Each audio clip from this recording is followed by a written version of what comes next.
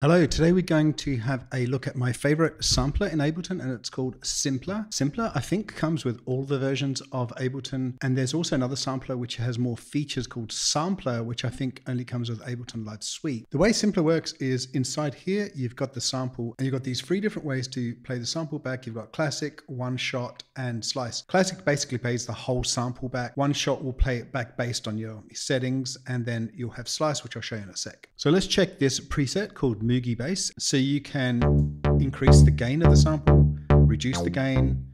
You can change the starting position of the sample. And you can even loop and the percentage of loop that you can apply. So for example, if you want to just make the sample really small by reducing the length, it'll just loop around and just keep replaying that. And then you can change the start position to get sort of the position of the sound that you want.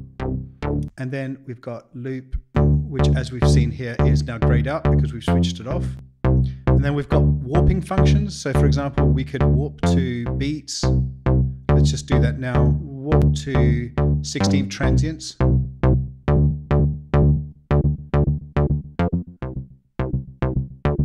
And we've got a filter function here as well. So we've got a low pass filter there and a high pass filter. You can change the frequency and the resonance applied and the drive.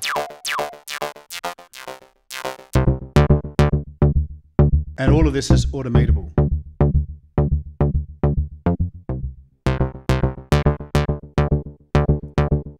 And you can change the filter slope, and you've got all these different algorithms to change. Then you've got your ADSR, you've got your attack, so you can change the attack, the decay speed, the sustain, and the volume.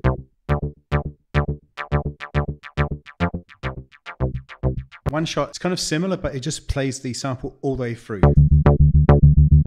So if it's a long sample, it'll sound long, or you can shorten the length of the sample.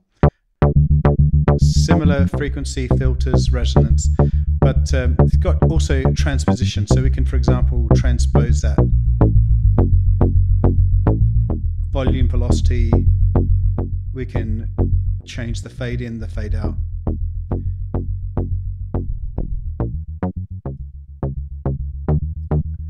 Okay, so let's finally go to Slice. So for Slice, I'm going to demonstrate that using a vocal. So what I've done here is I've already got a vocal that I'd like to use. So I'm just going to drag in a new instance of Simpler. And I'm going to drag that vocal into the sample box. And by the way, when you click the arrow button, you can actually see the sample here just under the track. And then you have all of the other options available to you in more detail. So the way Slice works, it will slice automatically based on the transients of the sample. So in this case, it's a vocal sample. It's going to be a lot of transients. And then you can play it back on your keyboard. So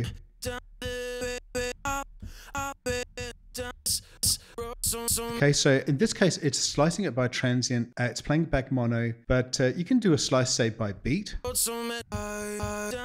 can actually select manual. So if you think that you just want to slice, say, you just double click there.